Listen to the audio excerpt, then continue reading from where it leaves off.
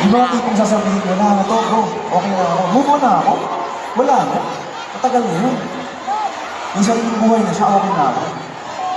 Pero pag nag-story, sa abangan ko na slim na. Shucks, hindi niya pa nakikita. Isang oras na lang.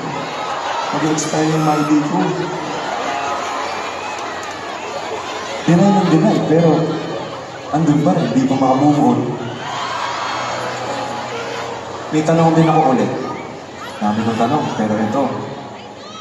Pag ba nag-break na, ibigyan niyo pa ng chance o wala na? Yes! Ano sagot ng Tacloban doon? Meron pa o wala na? Meron pa! Wala na. Dito meron eh. May mga nagbibigay ng chance eh. Meron! With passion pa. Meron! Pwede pa! O sige, kung pwede pa, ilang chance ang kaya mong ibigay? Isa!